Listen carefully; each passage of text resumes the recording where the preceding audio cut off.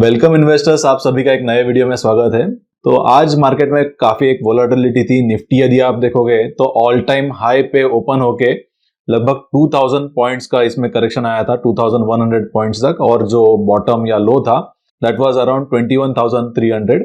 तो ये सिचुएशन में आप सभी का क्वेश्चन यही होगा कि अभी नए स्टॉक्स खरीदने चाहिए क्या, क्या एवरेज करना चाहिए। यदि आपकी म्यूचुअल फंड की एसआईपी चलती होगी तो उसमें से एडिशनल एसआईपी करनी चाहिए या स्टॉप करनी चाहिए, कौन से स्टॉक खरीदने चाहिए, ब्लू चिप खरीदने चाहिए या स्मॉल कैप खरीदने चाहिए। तो ये सब के बारे में हम ये वीडियो में काफी डिटेल में डिस्कस करेंगे। तो यदि आपने वैल्यू एजुकेटर चैनल को अब तक सब्सक्राइब नहीं किया होगा तो जरूर सब्सक्राइब कर लीजिए। तो पहले हम थोड़ा हिस्ट्री देख लेते हैं कि इलेक्शन के रिजल्ट पे बेस्ड जो स्टॉक मार्केट है वो कैसे रिएक्ट करता है in short term and in long term. तो पहले तो let's start with the VIX. तो विक्स ये बेसिकली एक जो वोलेटिलिटी है उसको मेजर करने का इंडेक्स होता है। विक्स से जनरली जो ऑप्शंस के प्रीमियम से वो डिसाइड किए जाते हैं। तो जनरली क्या होता है कि इलेक्शन या कोई मेजर इवेंट होने वाला है उसके पहले जो विक्स है वो राइज हो जाता है या ऑप्शन के प्रीमियम्स राइज हो जाते हैं। एंड वंस वो इवेंट का आउटकम आ जाता है उसके बाद में जो चीजें वो डिस्काउंट हो जाती है या जो ऑप्शन की प्राइसिंग है वो थोड़ी कम हो जाती है या प्रीमियम नीचे आ जाता है, both for the call and put options. So this is generally applicable for all the events. यदि आप इलेक्शन देखोगे तभी ऐसे ही होता है, या इसके अलावा कंपनीज के रिजल्ट्स आने वाले होते हैं उसके पहले भी जो ऑप्शंस के प्राइसिंग है बोथ कॉल एंड पुट के ऑप्शंस, उसमें भी थोड़ा प्रीमियम आ जाता है बिकॉज कुछ अनसर्टेनिटी होती है and after the event took place जो प्रीमियम से they come back to normal level. So historically आप यहाँ पर जो विक्स है वो देख सकते हो फॉर लास्ट फ्यू इलेक्शंस। इसके बाद में लेट्स अंडरस्टैंड मोर अबाउट कि क्या वोलेटिलिटी रही है historically for that particular day जब भी वोट्स का काउंटिंग होता है। तो यहाँ पर लास्ट फ्यू इलेक्शंस का जो डेटा है in terms of Nifty and Sensex का वोलेटिलिटी क्या था वो आप यहाँ पर देख सकते हो। 1991 से डेटा है। तो मेजरली जो वोलेटिलिटी थी निफ्टी इंडेक्स में वो 2004 एंड 2009 में थी। 2004 में कांग्रेस थी, जब भी आप देखो तो एक शार्प करेक्शन आया था निफ्टी में, एंड इसका अपोजिट 2009 में हुआ था, अगेन तभी कांग्रेस ही आई थी। बट यही डेटा हम थोड़ा एक लॉन्गर टाइम पीरियड पे देखेंगे तो ये वोलेटिलिटी काफी कम हो जाती है। तो अभी हम पहले 7 डेज और 30 डेज का वोलेटिलिटी देखेंगे एंड बाद में 1 ईयर के बाद निफ्टी एंड सेंसेक्स ने क्या रिटर्न्स दिए हैं इररिस्पेक्टिव ऑफ कौन सी गवर्नमेंट यहाँ पर फॉर्मेशन होता है। Let's understand about that data more. So 7 days के लिए यदि आप देखो तो मैक्सिमम वोलेटिलिटी 1999 में थी जब भी बीजेपी आई थी, लगभग 7.44% का यहाँ पर अपसाइड था। एंड देन 15 डेज के लिए लगभग 4.35% एंड 30 डेज के लिए निगेटिव 2% था। 2004 में मैक्सिमम जो वोलेटिलिटी थी वो निगेटिव 6% की थी फॉर 30 डेज जहां पे कांग्रेस की गवर्नमेंट आई थी, एंड सो ऑन। बाकी जो डिटेल्स है आप यही चार्ट पे देख सकते हो। इसके बाद में नाउ विल डिस्कस अबाउट कि 1 ईयर में एक्चुअल में स्टॉक मार्केट में क्या हुआ है जब भी नई गवर्नमेंट का फॉर्मेशन होता है। So this is the very very important chart because यही डिटरमाइन करेगा कि आपको करंटली ये जो वोलेटिलिटी है इसमें सेल करके एग्जिट करना है या you have to add to the newer positions या कुछ नई इन्वेस्टमेंट करनी है। सो यहाँ पर ये चार्ट में यदि आप देखो तो majorly on the down side maximum जो करेक्शन हुआ था वो 1999 में हुआ था, लगभग 11 to 12 13% का यहाँ पर करेक्शन था in that 1 year for Nifty and Sensex, for particularly Sensex. And 2019 में लगभग 20% का करेक्शन था after 1 year, but this data may not be right data because उसके बाद में कोविड था। तो ये एक्चुअल में कोविड का इंपैक्ट है, नॉट द इलेक्शंस का impact.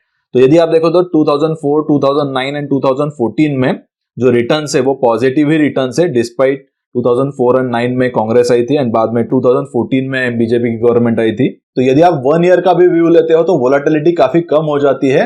And more importantly you have to understand company specific earning की क्या ग्रोथ आ सकती है, बिकॉज जो भी कंपनीज में अर्निंग्स या प्रॉफिटेबिलिटी की ग्रोथ आएगी वो companies in long term should perform very well.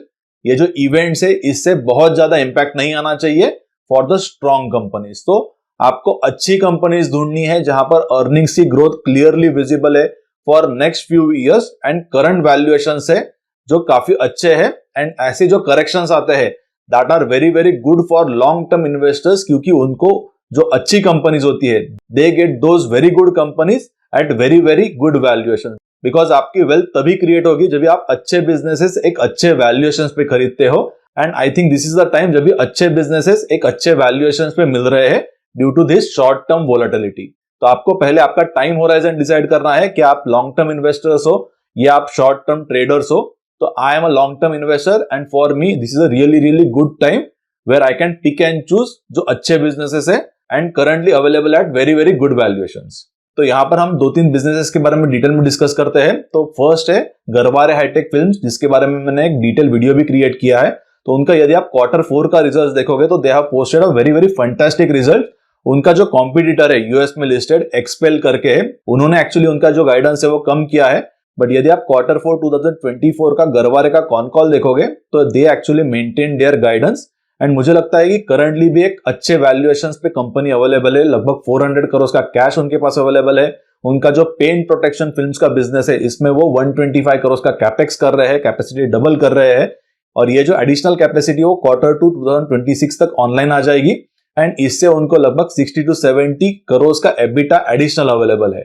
ये जो पेंट प्रोटेक्शन फिल्म्स का बिजनेस है उसमें 50% से ज्यादा ROC अवेलेबल है because it is a very premium product. Car को यदि आपको पेंट प्रोटेक्शन फिल्म लगाना है तो इसका कॉस्ट 1 to 2 लाख से ज्यादा आ सकता है और ये इंडिया की ऐसी सिर्फ अकेली कंपनी है जिनके पास कंप्लीट बैकवर्ड इंटीग्रेशन अवेलेबल है। और मैं जनरली जो वैल्यूएशन का क्राइटेरिया रखता हूं या मेरा जो फ्रेमवर्क है that is to identify the companies which are less than 1 PEG यानी प्राइस अर्निंग टू ग्रोथ। तो सपोज मुझे कोई कंपनी जो 20-25% से उनकी अर्निंग्स ग्रो कर सकती है, सपोज मुझे वो 15 to 17 पी के आसपास मिल जाती है, then it is a very good opportunity for me in a long term. Short term में यहाँ पे कुछ करेक्शंस हो सकते हैं या कुछ ऐसे चैलेंजेस आ सकते हैं कि जहां पे जो आपका पोर्टफोलियो है वो लगभग 5 to 10% से फॉल हो सकता है या इंडिविजुअल जो स्टॉक्स है that again can have a very large volatility.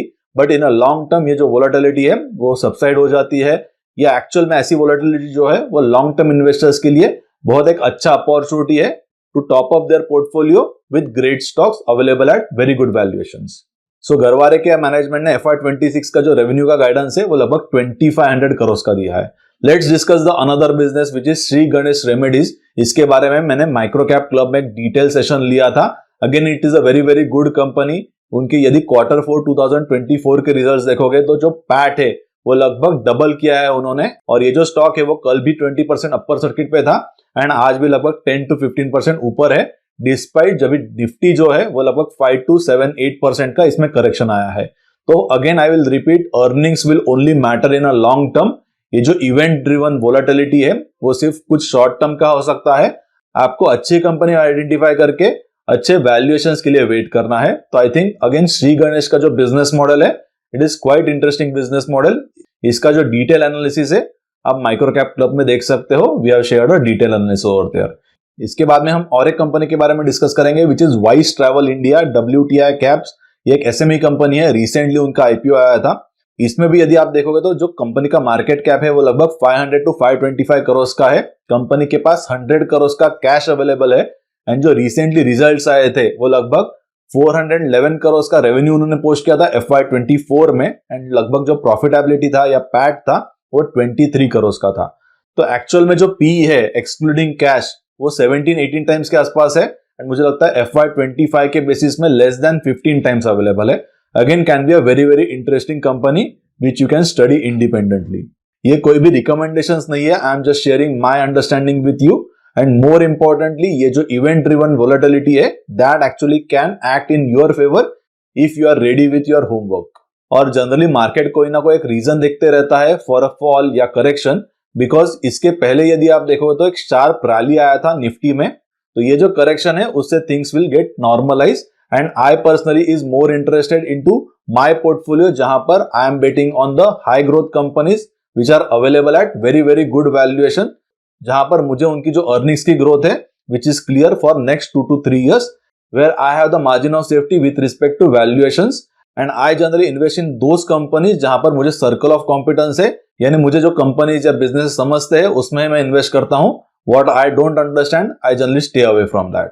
तो ये सिंपल मेंटल मॉडल्स है जो आप प्रैक्टिस कर सकते हो। मेंटल मॉडल्स के बारे में आपको और यदि जानना है तो आप मेरे माइक्रो कैप क्लब को सब्सक्राइब कर सकते हो। इसकी जो लिंक है आपको नीचे डिस्क्रिप्शन में मिल जाएगी। बहुत सारे अलग अलग टॉपिक्स मैंने वहां पे कवर किए हैं, काफी कंपनीज को कवर किया है। मोर देन 70 कंपनीज पे रिपोर्ट्स अवेलेबल है, मोर देन 25 कंपनीज के मैनेजमेंट की इंटरव्यूज अवेलेबल है। ये मेंटल मॉडल्स है या फंडामेंटल एनालिसिस का एक सेपरेट मॉड्यूल है। इसके अलावा माइक्रो कैप क्लब मेंबर जो है उन्होंने भी अलग अलग कंपनीज के बारे में डिटेल जो एक वीडियोस है या उनके जो प्रेजेंटेशंस है that they have shared. So definitely आप ज्वाइन कर सकते हो। इसकी जो डिटेल्स है आपको मेरे वेबसाइट पे मिल जाएंगे। और ये जो वोलेटिलिटी है, again will talk about this volatility after a month और after a 2। I am expecting बहुत ज्यादा दिन के लिए वोलेटिलिटी नहीं रहेगी, and this is the very good time to pick and choose which are available at very very good valuations.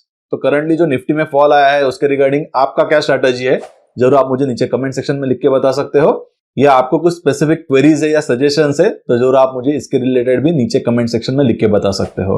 तो मैं हर सैटरडे को डिटेल वीडियोस अलग अलग कंपनीज के बारे में पोस्ट करता हूं, तो जरूर ये जो वीडियोस है वो हर सैटरडे को 11 o'clock को देखिए, एंड आपके सारे फ्रेंड्स एंड फैमिलीज के साथ जरूर शेयर कीजिए।